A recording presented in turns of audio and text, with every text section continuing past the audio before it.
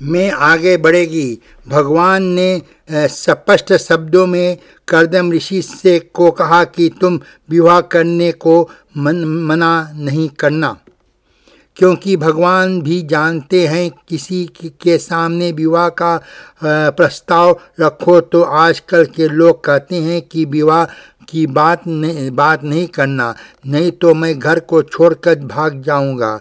कन्या किसी बालक के सामने आप ऐसा कहो कि बस थोड़ा समय रह गया है, अब अपना भार तुमको हम सौंपने वाले हैं, तुम्हारा विवाह करते हैं, अब हम निश्चित हो जाएंगे। घर में बहू आएगी और भगवान का भजन करेंगे। जिस समय कोई पुत्र को कहना है, वो पुत्र कहता है कि विवाह की बात नहीं करना, मैं घर को छोड़कर भाग जाऊंगा, विवाह मेरे को नहीं करना, घर को छोड़कर भाग जाऊंगा। इसका कहने का अर्थ क्या है? ऊपर से नाटक करता है, अंदर से इच्छा तो होती है कि जल्दी विवाह हो जाए।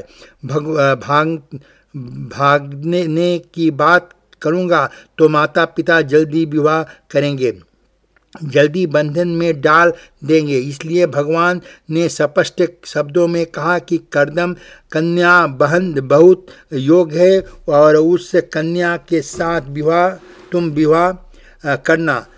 थोड़ा विचार करो, विवाह करना पाप नहीं है, विवाह करना महान पुण्य है। विवाह करना महान पुण्य है, इसका अर्थ क्या है?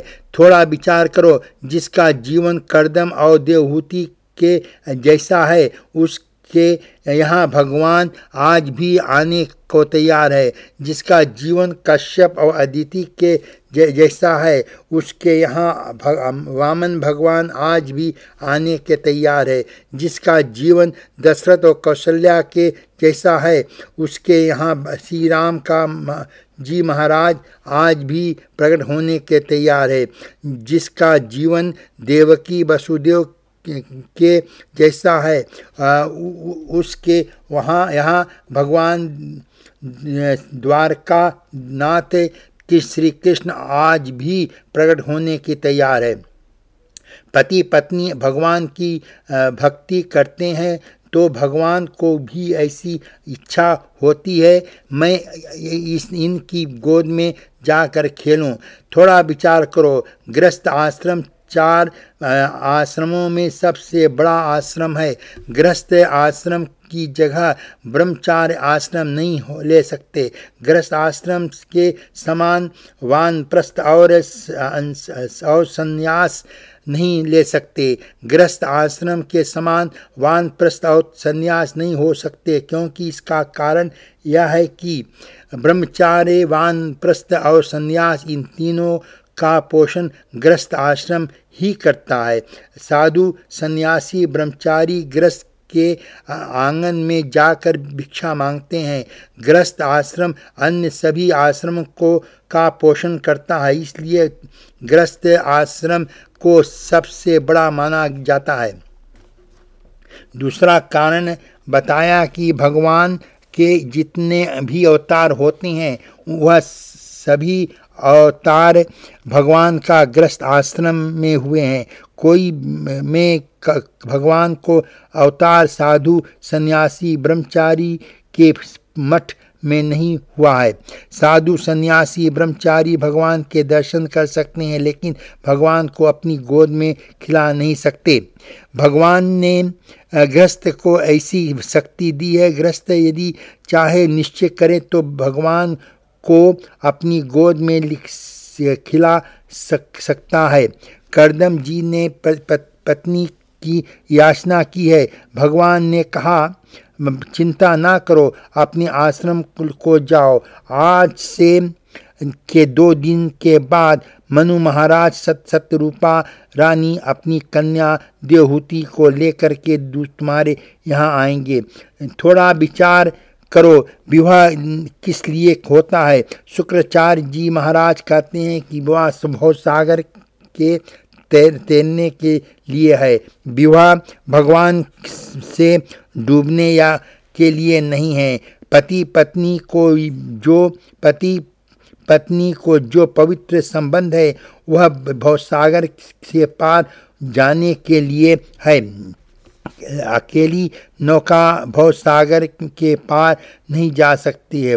नाव को चलाने वाला तो नाविक है और वह अकेला भवसागर के पार नहीं जा सकता है। भवसागर के पार जाने के लिए नौका की आवश्यकता है, नाविक की आवश्यकता है, सलाह की आवश्यकता है। अकेला नाविक भवसागर में पार नहीं जा सकता है। अकेली नौका भवसागर के पार नहीं जा सकता है। भवसागर पार करना है। भवसागर को पार करने के लिए स्त्री की नौका है। पुरुष उसके नौका को चलाने के लिए मल्लाह के समान है। अकेला पुरुष भवसागर के पार नहीं जा सकता है। अकेली स्त्री भवसागर के पार नहीं जा सकती है। इसलिए संतों ने, ऋषियों ने, भगवान ने विचार करके गृहस्थ आश्रम रखा है। पति पत्नी एकांत में रहे, काम को मार कर के राम के उपासना करे। इसलिए भगवान ने गृहस्थ आश्रम संसार में बनाया है। काम सभी को मारने को आता है, ऐसा कोई आश्रम नहीं है। काम ब्रह्मचारी को मारता है, काम गृहस्थ को मारता है, काम वानप्रस्थ सन्यासी को मारता है। उसी प्रकार भगवान सुखदेव जी महाराज राजा परीक्षित को कहा, राज्य ब्रह्मचारी साधु सन्यासी को काम के साथ युद्ध करते हैं। उनके मन में थोड़ी सी वासना रहती है तो उनका पतन हो जाता है। इसलिए शास्त्र कहता है कि थोड़ी भी मन में वासना हो, घर में रहो, घर में रह करके भगवान की भक्ति करो। कभी घर को छोड़ना नहीं, कभी घर का त्याग नहीं करना। जिस घर को भगवान ने दिया है वह घर भगवान का मंदिर है। क्षण वैराग में किसी कारण से जो घर को छोड़ देता है वह जंगल में जाने के बाद भी माया के द्वारा मारा जाता है। माया बहुत बलवान है। सच्चे लोगों को तो माया सुख देती है और जिनके अंदर क्षण का वैराग है उनको माया दुख देती है। थोड़ा छोटा विचार करो कि क्षण में वैराग में घर को छोड़ देना है, उसका पतन हो जाता है। क्षण में वैराग को जो घर को छोड़ता है वह घर को छोड़ता है, वह गंगा किनारे जाकर दूसरा घर खड़ा करता है।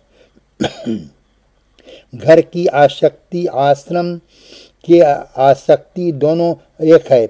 जिस प्रकार घर का आसक्ति गृहस्थ को मार देता है उसी प्रकार आश्रम की आसक्ति साधु सन्यासी को भी मार देती है। देवहूति कन्या विवाह के योग हो गई, उनको कोई पति मिला नहीं। मनु महाराज चिंता करने लगे, अब मैं क्या करूं। उसी प्रकार भगवान की प्रेरणा से देवहूति नारद ने कहा, महाराज क्यों चिंता करते हो। मनु महाराज ने कहा, महाराज कोई कितना भी धनवान श्रीमान कितना भी हो जाए सभी को अपनी कन्या की चिंता है। यह कन्या देवहूति विवाह के योग हो गई है। कोई पुरुष जगत में दिखाई नहीं देता। आप कोई योग्य पुरुष बताओ, आपकी मेरे ऊपर कृपा है। देवर्षि नारद देवहूति कन्या को मुख को देखा और कहा, महाराज इसके मुख से देख कर के ऐसा लगता है कि यह किसी राजकुमारी की पत्नी नहीं होगी, यह तो किसी ऋषि की पत्नी होगी। नारद जी ने मनु महाराज से कहा, सरस्वती नदी के किनारे कर्दम ऋषि निवास करते हैं, उनकी विवाह करने की इच्छा है। मेरा विचार ऐसा है कि आप अपनी इस कन्या को ले जाकर के कर्दम ऋषि के लिए अर्पण करो। मनु महाराज को प्रसन्नता हुई। मनु महाराज ने कन्या देवहूति को रथ में बैठा करके सत्यारूप ऋषि के साथ कर्दम ऋषि के आश्रम में आए। कर्दम ऋषि ने विचार किया, राजा है, सभी को पोषण करते हैं। कर्दम ऋषि ने उठकर मनु महाराज सत्यरूपा रानी कन्या देवहूति का स्वागत किया। कर्दम ऋषि मनु महाराज को अपने आश्रम में अंदर ले गए। कर्दम ऋषि अपने आश्रम में बैठ गए। कर्दम ऋषि ने एक सेवक को आज्ञा दी कि इन तीनों के लिए आसन बिछाओ। कर्दम ऋषि ने सेवक को आशा दी और सेवक ने 3 दूब के आसन बैठाए। उसी समय कर्दम ऋषि ने तीनों को इशारा दिया कि बैठ जाओ। मनु महाराज वंदन करते हैं, सामने खड़े हो है। कर्दम ऋषि ने कहा, क्यों आए हो, क्या बात है? मनु महाराज ने कहा, देवर्षि नारद के मुख से मैंने आपकी प्रसन्नता सुनी है। मैंने यह भी सुना है आपको विवाह करने की इच्छा है। मेरी कन्या आपके योग है। इस कन्या को वरण करो, मेरी चिंता दूर करो, इसलिए मैं आपके यहाँ आया हूँ। कर्दम ऋषि ने देवहूति को देखा, भगवान के इशारे को समझ गए। कर्दम ऋषि ने विचार किया, भगवान ने कहा है कन्या बहुत सुंदर है, कन्या बहुत लायक है, लेकिन कन्या को तो थोड़ी परीक्षा कर लूँगा। कर्दम ऋषि ने दर्भ के 3 आसन बिछाए। तीनों को कहा, अपने आसन पर बैठ जाओ। मनु महाराज अपने आसन पर बैठ गए। सत्यरूपा रानी अपने आसन पर बैठ गए। तीसरी जो आसन था वह देवहूति के लिए था। कर्दम ऋषि ने देवहूति कर्दम ऋषि को शब्दों को सुनती है। कर्दम ऋषि ने चरणों को निहारती है, आसन पर बैठती नहीं है। देवहूति ने विचार किया कि थोड़े समय के बाद यह कर्दम ऋषि मेरे पति होने वाले हैं। पति के लिए दिए हुए आसन पर मैं बैठूंगा तो मुझे पाप लगेगा। शास्त्र कहता है कि पतिव्रता स्त्री वह है जो पति की सेवा करती है। आजकल के बहुत सी माताएं बहनें तो पति से सेवा लेती है। जाओ वह काम कर लाओ। पति की जो सेवा करती है वह पतिव्रता स्त्री है। देवहूति ने विचार किया, थोड़े समय के बाद यह दोनों होने वाले पति हैं। पति के लिए हुए आसन पर मैं बैठूंगी तो मुझे पाप लगेगा। देवहूति ने विचार किया, अभी तो मेरा इनके साथ विवाह नहीं हुआ, अभी तो यह मेरे पति नहीं है। ऋषि के दिए हुए आसन पर नहीं बैठूंगा जो तो ऋषि को दुख होगा, ऋषि का आसन अपमान होगा। इसलिए देवहूति ने विचार किया क्या करूं, धर्म संकट में पड़ गई। देवहूति ने एक ही निश्चय किया, कुछ भी हो पति के लिए दिए हुए आसन पर नहीं बैठूंगा। कन्या देवहूति स्वयं तो पृथ्वी पर बैठ गई और जो अपना दाहिना हाथ था वह आसन के ऊपर रख दिया। पृथ्वी पर बैठ करके जमीन पर बैठ करके के देवहूति यह बतला रही है कि महाराज थोड़े समय के बाद आप मेरे पति होने वाले हैं। आपके दिए हुए आसन पर जब मैं बैठूंगी तब पाप लगेगा। अपना दाहिना हाथ आसन के ऊपर रख दिया। कर्दम ऋषि को यह बताया कि महाराज आपके साथ कभी विवाह नहीं हुआ, आप ऋषि हैं, आपने मेरा स्वागत किया है, आपका क्या स्वागत करूं। आपने तो मुझको बैठने के लिए आसन दिया है, वह आसन मैंने स्वीकार किया है। आपका आसन ये आसन में स्वीकार करता हूँ। जमीन पर बैठ करके पुराने जमाने की है, इसलिए ऐसा आचरण किया। आज कल के ज़माने में होती है कि धमा से जाकर बैठ जाती है। कर्दम ऋषि ने देखा कि कन्या योग है, विवाह करना चाहिए। कर्दम ऋषि ने कहा, कोई बात नहीं है, एक परीक्षा में तो देवहूति पास हो गई और एक परीक्षा अभी और लूँगा। कर्दम ऋषि देवहूति को दूसरी परीक्षा करते हैं। कर्दम ऋषि मनु महाराज को कहा, महाराज आप विवाह करने को तो आए हैं, आपकी कन्या योग है, सब कुछ अच्छा है, मेरी भी विवाह करने की इच्छा है, लेकिन यह मेरा संकल्प है। मनु महाराज ने कहा, आपको जो संकल्प है उसे व्यक्त करो। यदि मेरे में शक्ति होगी तो आपके संकल्प पूर्ण करूँगा।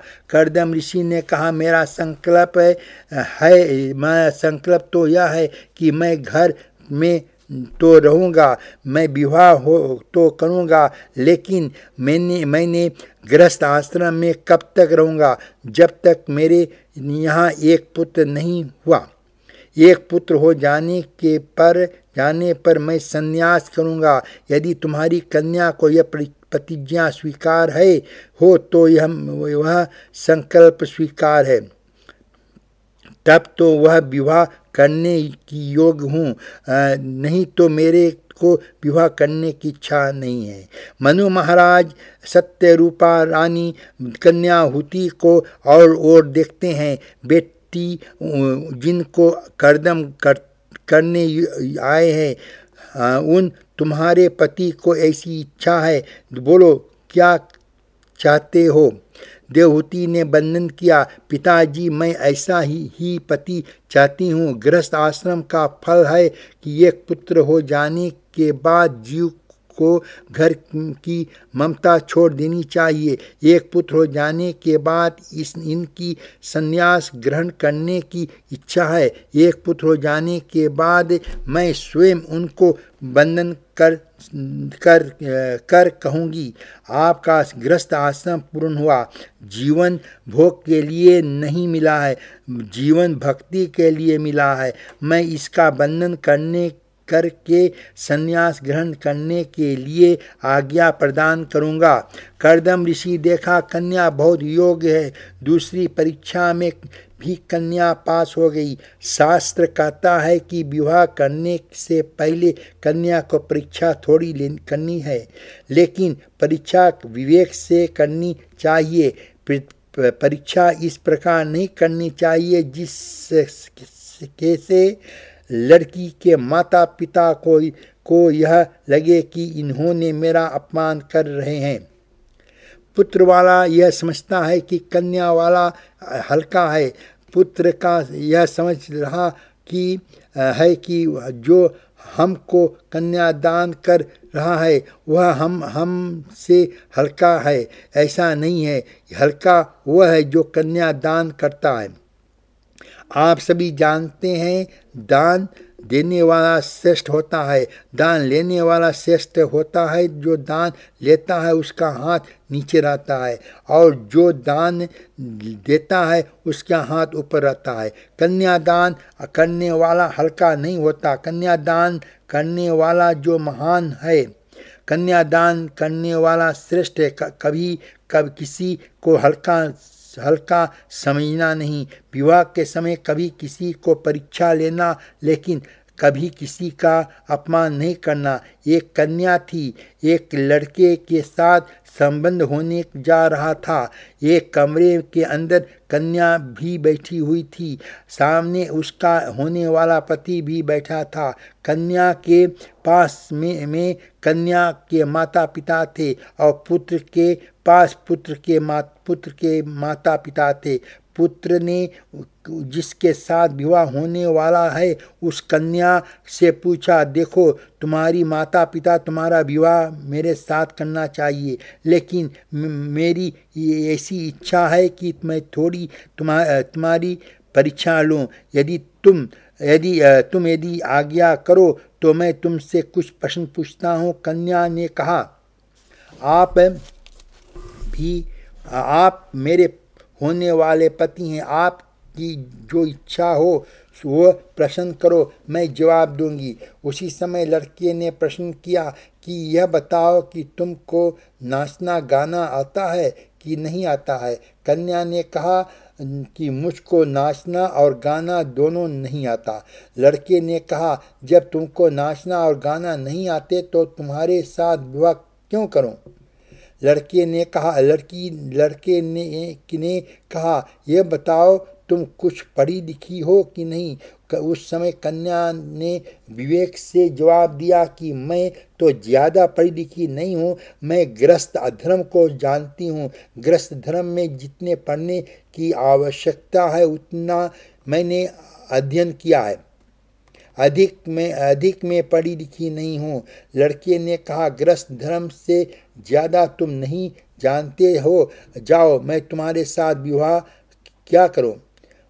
उसी समय कन्या ने हाथ जोड़कर वंदन किया और कहा, कोई बात नहीं है, आप मेरे साथ विवाह ना करो, मेरी कोई बहन आपकी दासी तो बनेगी, आप दूसरे के साथ विवाह करना। लेकिन मेरी भी कुछ पूछने की इच्छा है, क्या मैं पूछ सकती हूँ? लड़का ने कहा, पूछो। कन्या ने कहा कि यह बताओ, आपको भोजन बनाना आता है कि नहीं आता है? लड़के ने कहा, भोजन तो तुम बनाओगी, मुझसे भोजन बनाने से क्या है? कन्या ने कहा, कौन बनाएगा इसका जवाब मैं बाद में दूंगी, पहले यह बताओ कि तुमको भोजन बनाना आता है या नहीं आता है? लड़के ने कहा, मुझको भोजन बनाना नहीं आता है। कन्या ने कहा, कोई बात नहीं है, तुमको भोजन बनाना नहीं आता, आपको बच्चों को खिलाना आता है कि नहीं आता है? लड़के ने कहा, मुझको बालकों को खिलाना नहीं आता। जब कन्या ने कहा, मैं तुम्हारे साथ विवाह क्या करूं? अरे मूर्ख, ये तो बताओ, जब मैं 24 घंटे नाचूंगी, 24 घंटे गाऊंगी तो मेरे लिए घर में भोजन कौन पकाएगा? घर में जो बालक होंगे उनको देखभाल कौन करेगा? यह कोई परीक्षा लेना होता है? परीक्षा इस प्रकार लो कि जिससे कन्या का बुद्धि की परीक्षा हो। कर्दम ऋषि ने देवहूति की परीक्षा ली, देवहूति दोनों परीक्षा पास हो गई। देवहूति का विवाह कर्दम ऋषि के साथ हुआ। मनु महाराज सत्यरूपा रानी कन्यादान करने के बाद अपने नगर को लौट आ गए। पति के साथ रहने पर देवहूति क्या करती है? माता पिता के चल जाने के पर देवहूति ने अपना जीवन कैसा बिताना बनाया? व्यास जी ने सुंदर वर्णन किया है कि देवहूति पति के इशारे पर चलती है। पति के इशारे पर चलने की क्या अर्थ है? देवहूति ने विचार किया, आज तक मैं चक्रवर्ती सम्राट की कन्या थी, लेकिन आज मैं ऋषि के पत्नी हो गई हैं। अब मेरा जीवन ऋषियों की तरह बनना चाहिए। बहुत सी स्त्रियां की क्या आदत होती है कि माता पिता की यहाँ बहुत संपत्ति है, ससुराल में उतना संपत्ति नहीं है। ससुराल में अभिमान प्रकट करती है, मेरे पिता के यहाँ ये है, तुम्हारे यहाँ क्या है? शास्त्र कहता है कि विवाह हो जाने के बाद जो पतिव्रता स्त्री है उसको उसके माया के दुख सुख भूल जाना चाहिए। विवाह हो जाने के बाद पतिव्रता नारी के लिए पति का घर ही परमेश्वर का मंदिर है। पति की आज्ञा की ही परमेश्वर की आज्ञा है। पति के लिए समर्पण ही परमात्मा के लिए सर्व अर्पण है। कभी स्त्री को अपने माया के लिए की ओर से अभिमान नहीं करना चाहिए। सुखदेव जी महाराज कहते हैं, माता पिता के चले जाने पर कन्या देवहूति अपना जीवन ऋषि की जैसे बना लिया। पति के इशारा पर चलती है। पति के इशारा पर चलने का अर्थ क्या है? घर में पति का कोई मित्र आगे आकर बैठा है, पति अपने मित्र से कोई बातें कर रहे हैं, उसी समय पत्नी वहाँ खड़ी है। पति ने पत्नी को देखा, पत्नी समझ गई कि पति के का इशारा है कि मेरे मित्र के लिए कुछ लाओ, कुछ खिलाओ, कुछ पिलाओ। पति के इशारे पर समझकर जो काम करती है वह उत्तम पतिव्रता है, और जो पति के कहने पर काम करती है वह मध्यम पतिव्रता है। कर्दम ऋषि देवहूति बहुत प्रेम से रहने लगी, श्री निवास करने लगी। कर्दम ने एक दिन देवहूति को देखा। देवहूति का शरीर बहुत दुर्बल हो गया। कर्दम ऋषि ने कहा, देवहूति तुम्हारी जो इच्छा है वो मांगो। देवहूति ने पति के चरणों में वंदन किया। आप जैसे मुझे पति मिल गए हैं, अब मेरे जीवन में क्या रह गया है? और मेरे जीवन में सब कुछ है, मुझे कुछ नहीं मांगना है। मैं तो आपकी दासी हूँ, मैं तो आप की सदा सेवा करती हूँ। कर्दम ऋषि ने कहा, आज मेरे देने की इच्छा है, कुछ मांगना ही पड़ेगा। देवहूति ने बड़े विवेक से कहा कि आप को देने की इच्छा है तो आपने जो विवाह के समय प्रतिज्ञा की थी उस प्रतिज्ञा को पूर्ण करो। कर्दम ऋषि समझ गए देवहूति को पुत्र प्राप्ति की इच्छा है। तीसरे स्कंद में यहाँ पर थोड़ी श्रृंगार रस की कथा है। व्यास जी की कथा आज्ञा है, वक्ता के दो ही रसों में कथा करनी चाहिए, कठोर रस में और शांत रस में। कठोर रस और शांत रस दोनों मन को स्थिर करता है। अन्य जितने भी रस है सभी रस उनको चंचल करते हैं। अन्य जितने भी रस हैं सभी रस मन को चंचल बनाते हैं। श्रृंगार रस की कथा है। श्रृंगार रस की कथा वक्ता को करनी ही नहीं चाहिए और श्रोता को सुननी नहीं चाहिए। श्रृंगार रस की कथा सुनने के बाद मन चंचल होता है। कथा के मन को चंचल बनाने का साधन नहीं है, कथा मन का स्थिर करने का साधन है। व्यास जी महाराज आज्ञा से वक्ता श्रृंगार रस को कथा ना करें। कर्दम ऋषि समझ गए देवहूति को पुत्र प्राप्ति की इच्छा है। कर्दम ऋषि ने अपने संकल्प से एक विमान उत्पन्न किया। विमान में रह करके प्राणी जिस वस्तु की इच्छा करता है वह वस्तु वहीं प्रकट हो जाती है।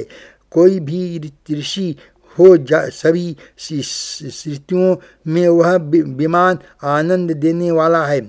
सुखदेव जी महाराज कहते हैं, कर्दम ऋषि देवहूति को साथ में लेकर के विमान में विराजमान है। कर्दम और देवहूति संसार सुख में प्रवृत्त हुए।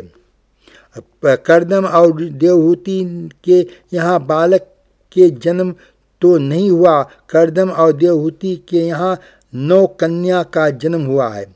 कर्दम ऋषि व्याकुल हो गए। एक दिन के लोभ से 9 कन्या का जन्म हो गया। 9 कन्याओं का विवाह कौन करेगा? मुझको संन्यास ग्रहण करना है, पुत्र हो या ना हो, मैं तो संन्यास लेने को जाऊंगा।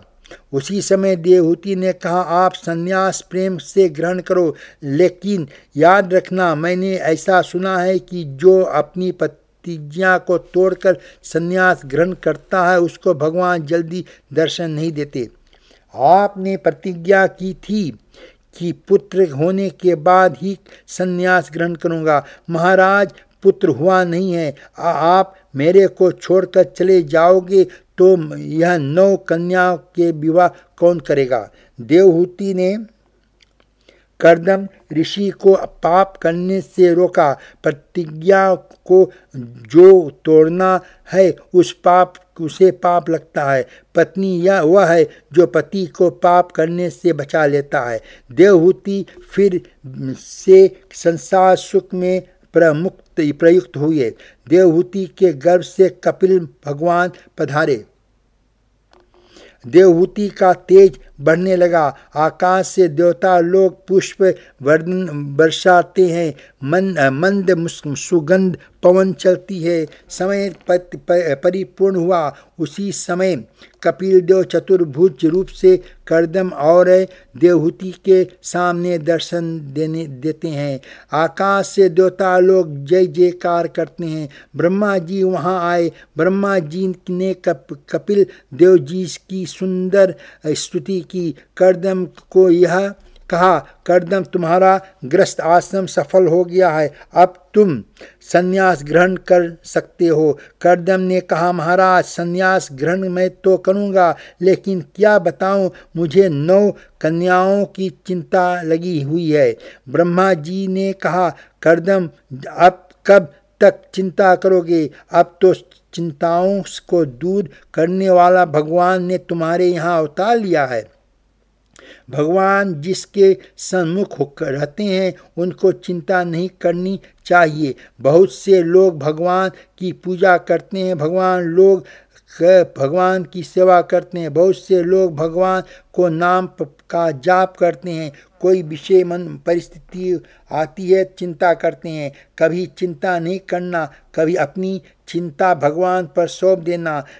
अरे चिंता तो वो करता है जिसका पाप मर जाता है। भगवान कहते हैं, जीव का बेटा, मैं तेरे घर में बैठा हूँ, मैं तेरा बाप हूँ, चिंता क्यों करता है? भगवान सभी के बाप हैं, भगवान सभी के पिता है। भगवान को प्रेम से पूजा करना, सेवा करना, भगवान के नाम का जप करना, जीवन में कभी चिंता नहीं करना। ब्रह्मा जी ने कहा, चिंता नहीं करो, मैं 9 ऋषि कुमारों को मैं अपने साथ लाया हूँ। इन 9 कन्याओं का विवाह 9 ऋषि कुमारों के साथ कर दो। कला नाम की कन्या जो थी वह मरीचि ऋषि को प्रदान की। अनसुईया नाम की कन्या थी, वह अत्रि ऋषि को प्रदान की। सुधा नाम की कन्या थी, वह अंगिरा ऋषि के प्रदान की। हमीमुर नाम की कन्या जो थी वह कुलसत्य ऋषि को प्रदान की। एक ऋषि को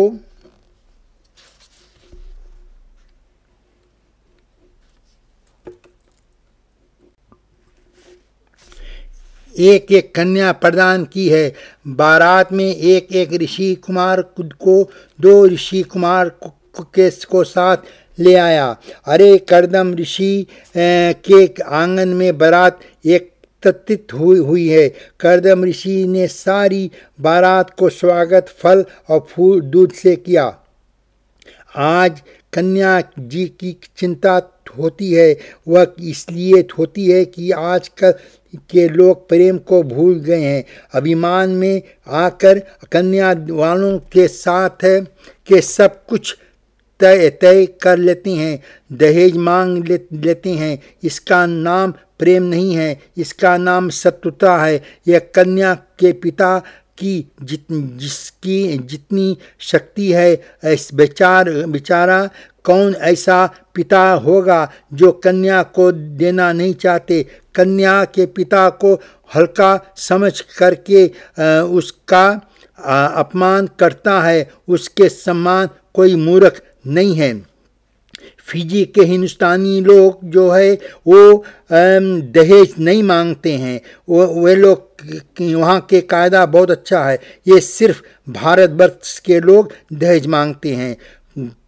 सुखदेव जी महाराज कहते हैं कि राजन, 9 कन्याओं के जन्म देने के बाद कपिल भगवान का अवतार हुआ। कर्दम और देवहूति का गृहस्थ आश्रम सफल हुआ। आपकी भी यदि ऐसा इच्छा है तो हमारे यहाँ कपिल भगवान पधारे। हमारे घर में भगवान कपिल का अवतार हो तो आप भी इनको 9 कन्याओं को जन्म देना। आप कहोगे महाराज, 9 कन्या आज के युग में घबराना नहीं तो कन्या को जीवन देना है। इसका अर्थ क्या है? कपिल भगवान वहीं आते हैं जिस जीव के अंदर 9धा भक्ति उत्पन्न होती है। जीवन में जो 9 प्रकार के भक्ति को उत्पन्न होता है, उसके जीवन में 9 प्रकार की भक्ति आ जाती है। उसी के हृदय में भगवान कपिल देव का अवतार होता है। सुखदेव जी महाराज कहते हैं कि राजन, ब्रह्मा जी ने कहा कर्दम संन्यास ग्रहण करो। कर्दम ऋषि संन्यास ग्रहण करने को तैयार होते हैं। थोड़ा विचार करो, संन्यास विधि इतनी दिव्य विधि है कि उस विधि को जो देखता है उसके मन में वैराग उत्पन्न हो जाता है। संन्यास विधि में एक होम करना पड़ता है और उस होम का नाम है ब्रिजा होम। ब्रिजा होम किसको कहते हैं? जिस समय गृहस्थ आश्रम के बाद व्यक्ति संन्यास ग्रहण करता है, उस समय 9 व्यक्ति संन्यास लेता है। वह प्राणी गंगा में जी में 108 बार स्नान करते हैं। 108 बार स्नान करने के बाद संन्यास लेने वाला व्यक्ति बाहर आता है। उसको इसके कहते हैं कि ब्रिजा होम। जो संन्यास हो लेता है, 108वीं बार जब कन्या जी गंगा जी में स्नान करता है, अंतिम बार वह गंगा जी से बाहर जब निकलता है, गंगा जी में अपनी चोटी छोड़ देता है। गंगा जी में अपना यज्ञोपवी छोड़ देता है। गंगा जी में अपनी लंगोटी सभी छोड़ देते हैं। संन्यास लेने वाला व्यक्ति नग्न होकर बाहर आता है। उसी समय गंगा जी के किनारे परिवार के लोग बैठे रहते हैं। उन परिवारों के साथ पत्नी भी बैठी रहती है। संन्यास लेने वाला प्राणी पत्नी के चरणों में साष्टांग प्रणाम करता है। पत्नी को वरदान बंधन करने के बाद कहता है, देवी आज से मेरा और तेरा लौकिक संबंध खत्म हो गया। आज से मैं तुम्हारा पति नहीं हूँ। आज से तुम मेरी पत्नी नहीं है। आज तक तुमको मैं पत्नी भाव से देखता रहा। आज से तुम मेरी माँ हो गई हो। आज से मैं तुम्हें मातृभाव से देखूंगा। उसी समय पत्नी की आंसुओं में आंसू निकलने लगती है। आज तक वह मेरे साथ प्रेम करते थे, अब यह जगत के कल्याण करने के लिए, आपका कल्याण करने के लिए साधु हुए हैं, नग्न वेश में हैं। इन्होंने सब कुछ छोड़ दिया है, किसी वस्तु की आवश्यकता नहीं है। पत्नी रोने लगती है। रोने के बाद पत्नी कहती है, महाराज आपको ब्रह्मरूप हो गया है, आपको किसी वस्तु की आवश्यकता नहीं है, लेकिन मन बड़ा चंचल है। आप नग्न हो करके समाज में कहीं भ्रमण करोगे तो कोई स्त्री आपको मिलेगी, कोई पुरुष आपको मिलेगी, उसको देखकर आपका मन चंचल हो जाएगा।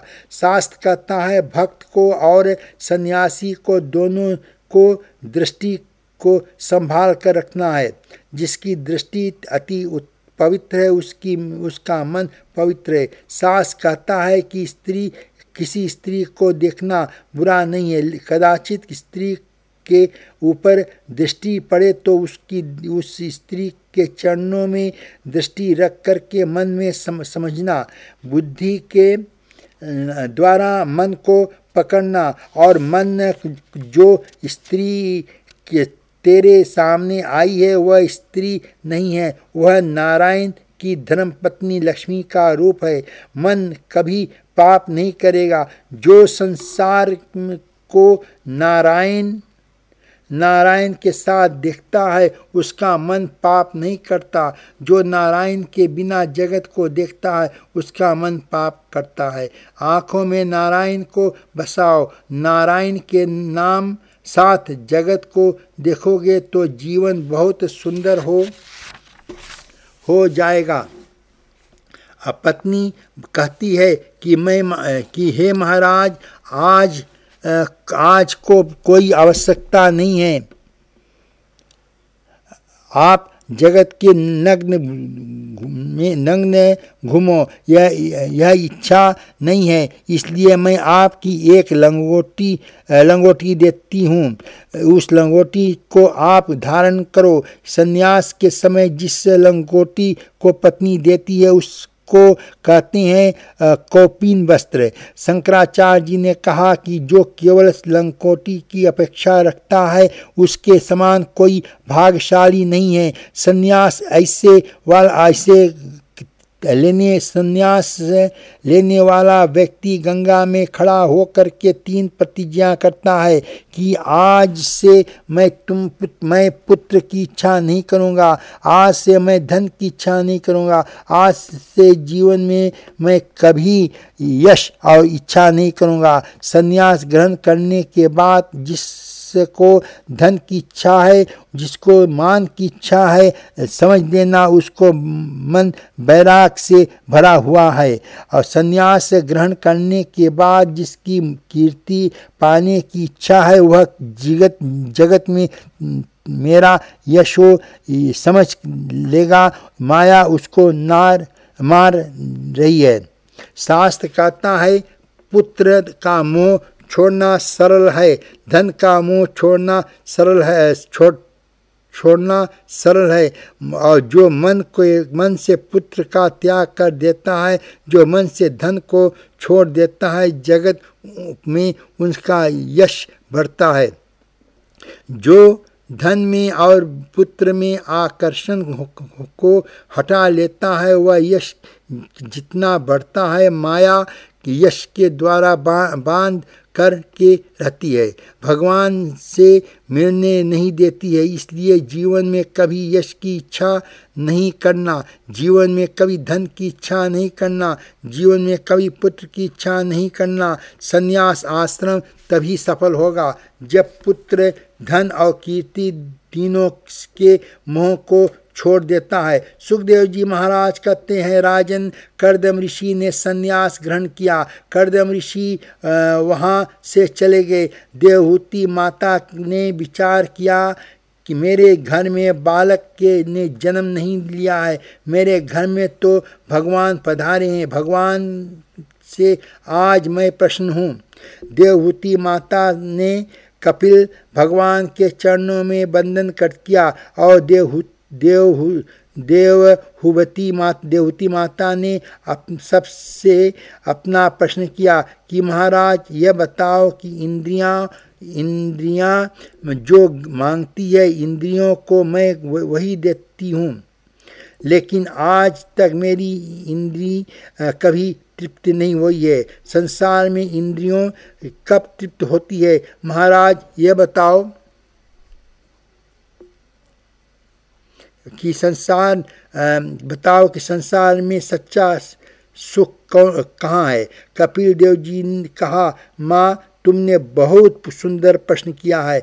इंद्रियां जो मांगती हैं इंद्रियों को वही विषय सुख देने से उनकी चंचलता बढ़ती है, कम नहीं होती। माँ कोई प्राणी अग्नि में घी के द्वारा बुझाना चाहे, क्या घी डालने से अग्नि बुझेगी?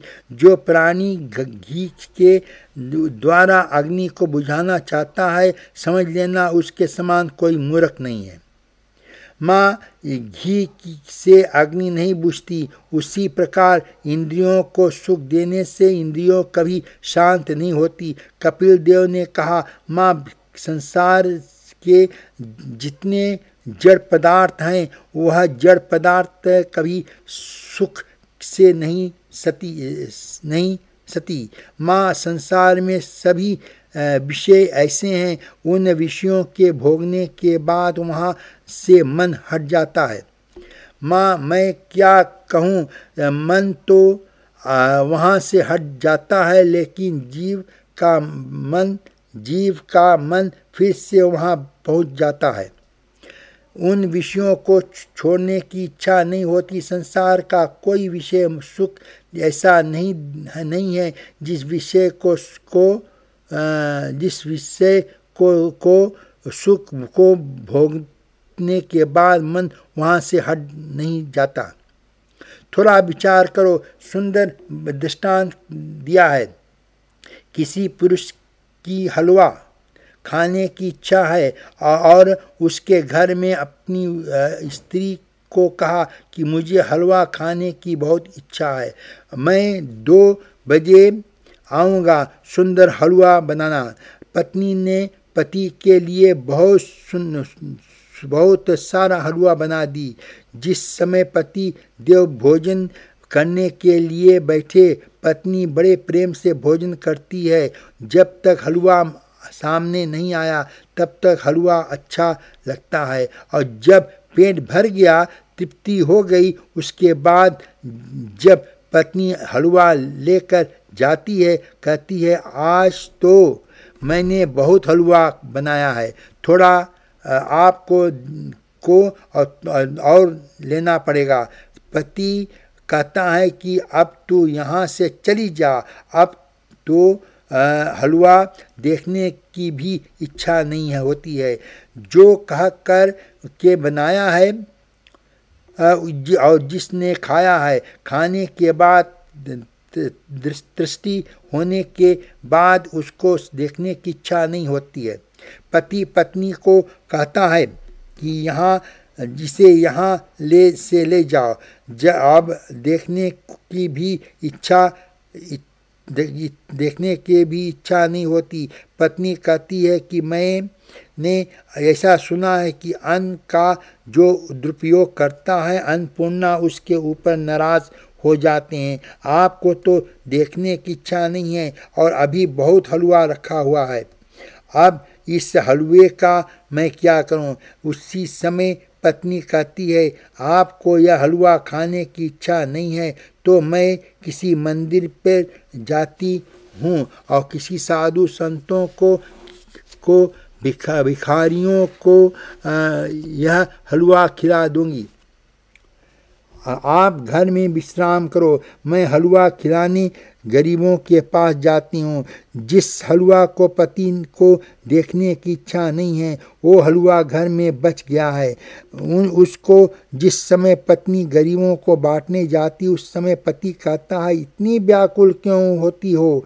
अरे इस समय इसे देखने की इच्छा नहीं है। जो हलवा बचा है वो इन सारे हलवे को ढक कर फ्रिज में रख दे, सांझ को फिर देखा जाएगा। जिसका भोग लिया है उस हलवा को हमने खा लिया है। इस समय सुख की चिन्ह ने भोग लिया है, जिह्वा और मन वहाँ से हट गए, लेकिन भोगने के बाद भी इंद्रियों को कभी तृप्ति नहीं हुई। माँ, संसार में विषय सुख ऐसे हैं, प्रारंभ में मीठे लगते हैं, भोगने के बाद इन विषयों को कड़वाहट आती है। माँ, संसार में विषयों में कभी मन को फंसाना नहीं। माँ, संसार में कोई विषय सुख नहीं देगा।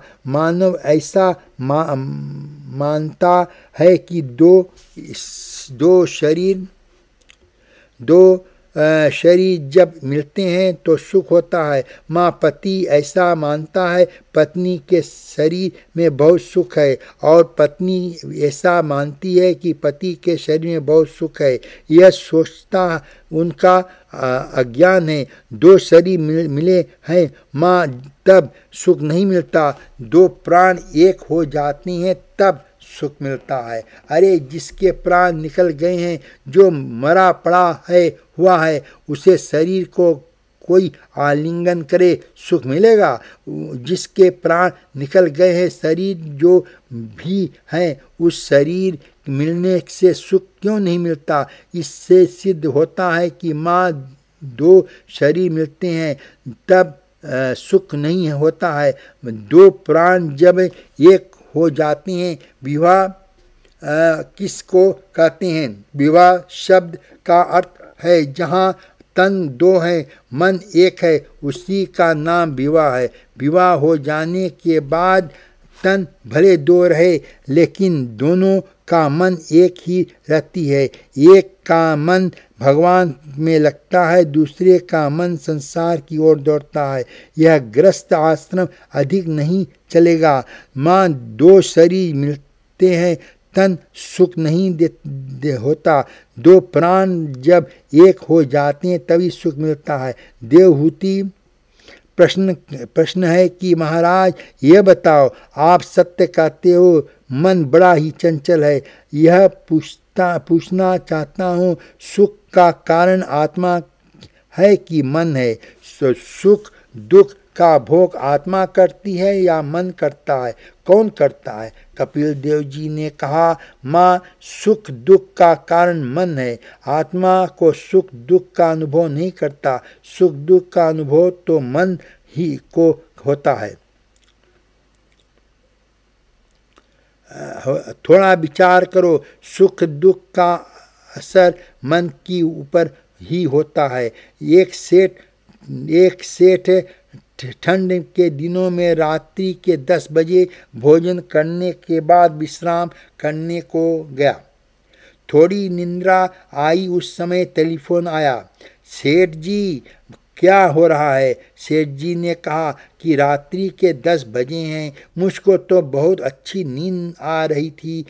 क्या बात है, क्यों मुझे को जगाया? इस समय टेलीफोन किस लिए किया है?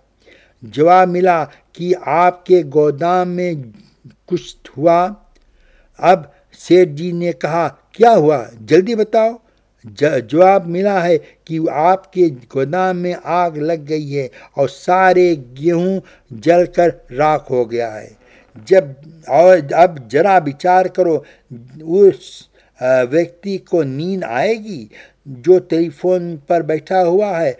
पत्नी कहती है कि जो सो जागो, कोई चिंता की बात नहीं है। भगवान की लीला है, भगवान ने हानि की है, जो कभी भगवान लाभ कराएंगे, सो जागो। पति कहता है कि तू जानती नहीं है कि सो जा, तुझे मालूम है कि कितना नुकसान हुआ है, नींद नहीं आती।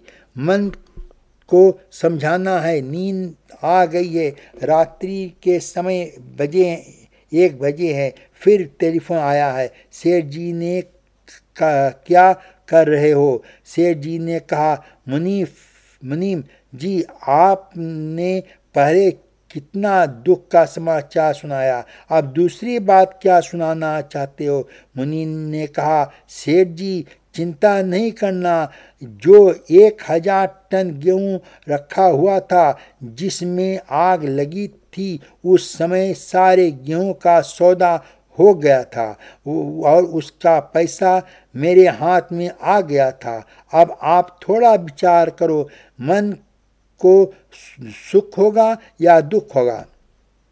जो गले में का सौदा हो गया, उसका पैसा हमारे पास आ गया, उससे गले की से हमारी ममता हट गई है, उस गले के से हमारी आसक्ति समाप्त हो गई है। मन जिसको मानता है कि यह मेरा है, वह वस्तु नष्ट हो गया है, वही दुख देता है, और मन जिसको मानता है कि यह मेरा है, यह वस्तु नष्ट हो गया है, वह दुख होता है।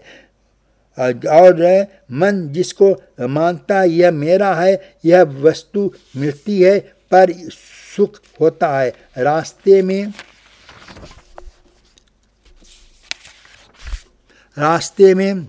आप जाते हो, अनेक मरे हुए लोग मिलते हैं, आप मुर्दे के मातम देखते हैं, आपको सभी साथी भी देखते हैं, आप कहते हैं अरे यार क्यों दिखता है, ऐसे तो ना जाने कितने लोग रोज मरते फिरते हैं।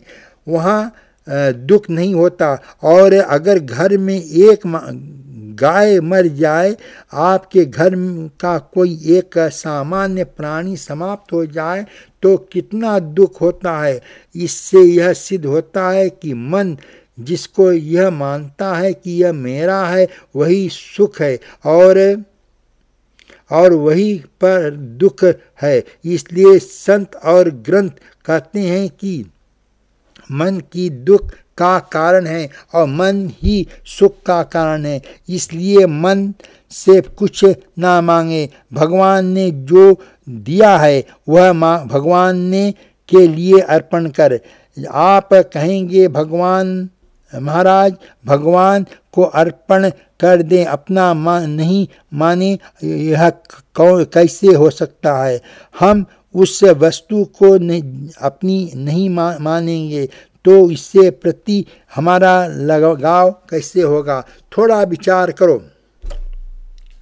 संसार में जिस प्रकार से रहना है, आप लोग बैंक में जाते हैं, बैंकों में आपने देखा है कि बैंक का जो कैशियर है वह सुबह से शाम तक हजारों डॉलर गिनता है।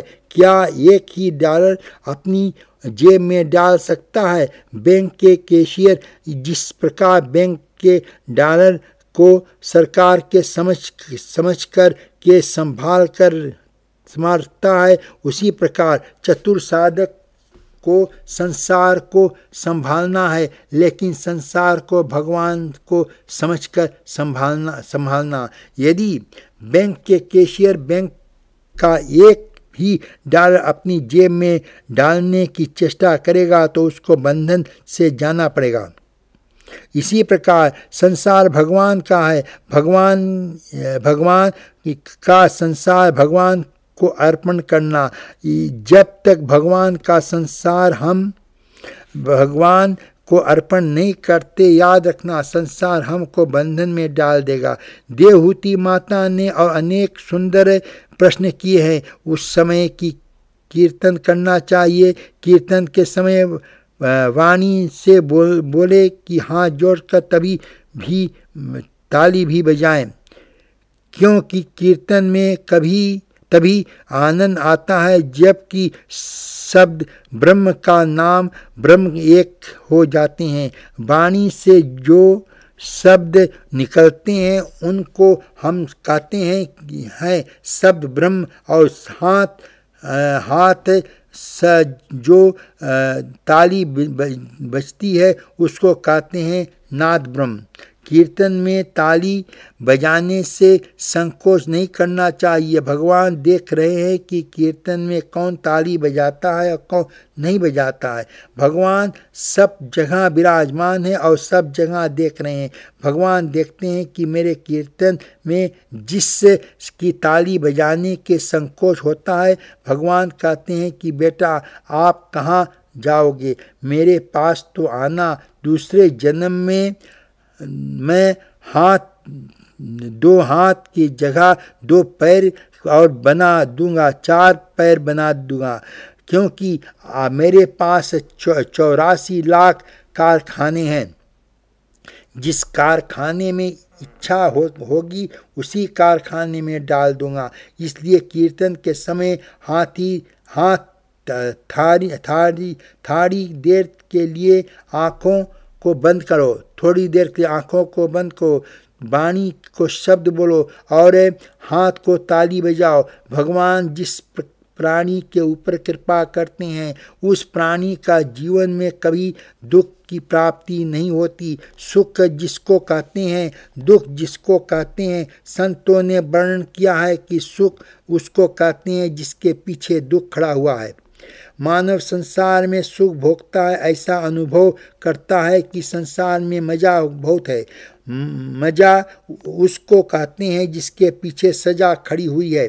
संसार में कोई प्राणी ऐसा नहीं है जिसके जीवन में सुख ही सुख रहा हो। जिस संसार में कोई ऐसा प्राणी नहीं है जिसके जीवन में दुख ही दुख रहा हो।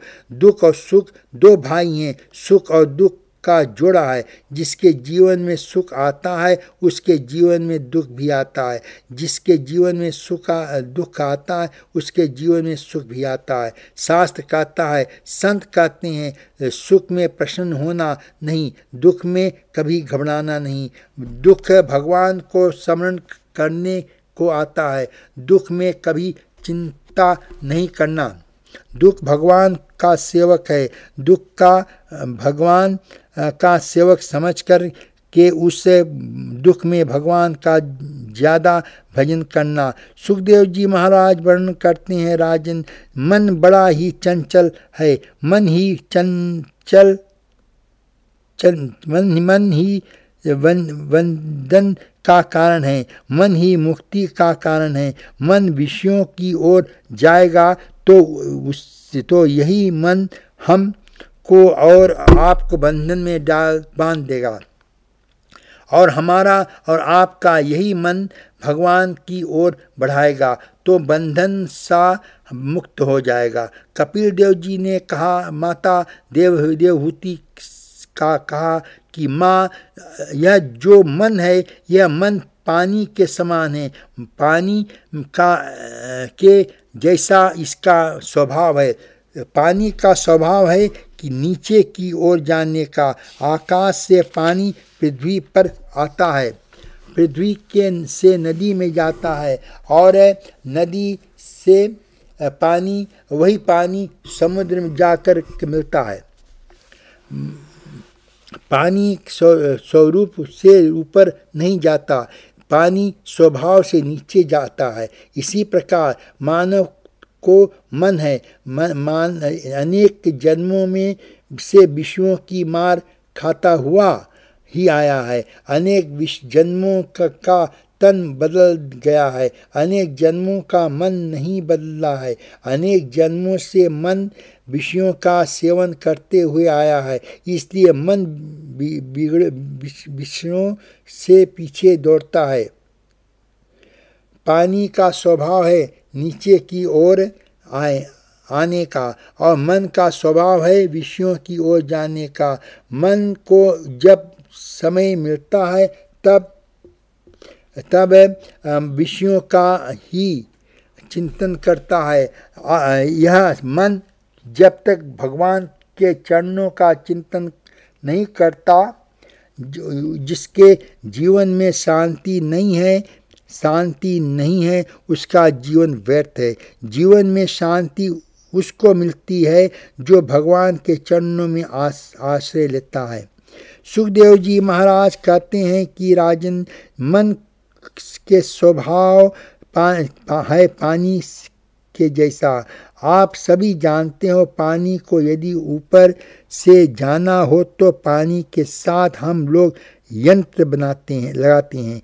बड़े बड़े नगरों में, शहरों में आपने देखा है कि पानी के साथ जब यंत्र का याग हो जाता है तो यंत्र की सहायता से नीचे बहने वाला पानी ऊपर चढ़ने लगती है। पानी को जहाँ इच्छा से वहाँ ले जाओ। यंत्र की सहायता के नीचे जाने का पानी ऊपर जाने लगता है। उसी प्रकार माँ मन को जो मंत्र के साथ देता है, उसका मन विषयों से हटकर के भगवान की ओर जाने लगता है। बुद्धि के द्वारा ऐसा निश्चय करो, भले कुछ भी हो जाए, मेरा मन कहीं भी जाए, मुझे वाणी पर भगवान का जप करना है।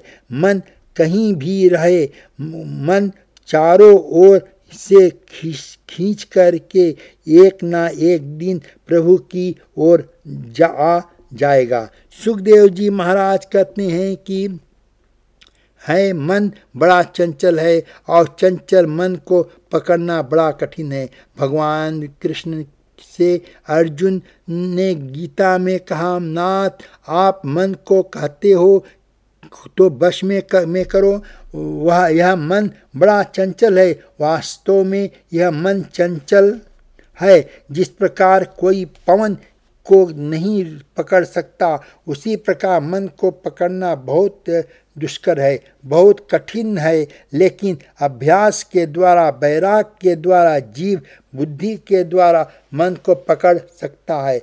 मन सब को नचा रहा है। मन ही अपना सारा खेल जीवन में करता है। शास्त्र कहता है मन के समान कोई भागने वाला नहीं है, क्योंकि वैज्ञानिकों ने आज तक ऐसा यान तैयार नहीं किया जो मन के समान भाग सकता है। आप यदि हवाई जहाज में से यात्रा करें तो भी आपको यहाँ से भारत जाने में कम से कम 15 घंटे का समय तो लगेगा। यहाँ बैठे हुए आप भारत का चिंतन करो जिससे आपने देखा है उनका चिंतन करो। वह मन भारत पहुँच गया। मन के समान कोई गतिशील नहीं है। मन के समान कोई तेज भागने वाला नहीं है। उस मन को बांधना बहुत कठिन है। भगवान कृष्ण कहते हैं कि अर्जुन अभ्यास करो, मन को बार बार समझाओ। मन संसार में जो मिला है वह एक दिन छोड़ना ही पड़ेगा।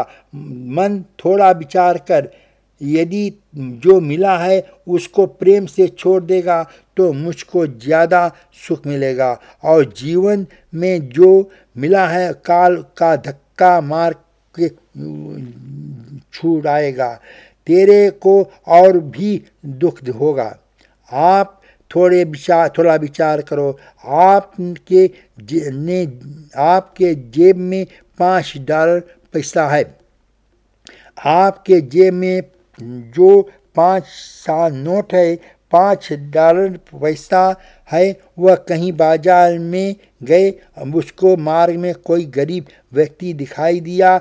ठंडी के दिन है, उसने कहा मुझे एक कंबल खरीदना है, मेरा कुछ सहयोग करो। आपको दया आई, आपने अपनी जेब से $5 निकाल करके किसी गरीब को दे दिया।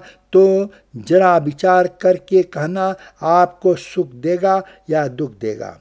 आप किसी को अपने पास से पैसा देते हो तो आपको मन में भगवान से पीड़ा दी। आपने अपनी जेब से निकाल कर पैसा दिया, आपको सुख हुआ। और आपके जेब में $5 पड़े हैं।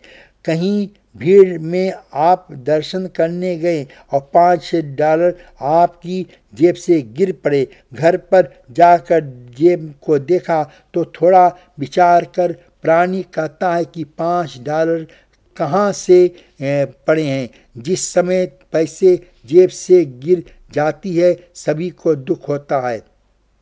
जेब में पड़ा हुआ जो पैसा है हम किसी को देते हैं तो हमको सुख होता है, और वही पैसा जब जेब से गिर जाता है तो हमको आपको सभी को दुख होता है। इसका तात्पर्य क्या है कि जब पैसा जेब से गिरा है तो हमने पैसा को नहीं छोड़ा, पैसा ने हमको छोड़ा है। और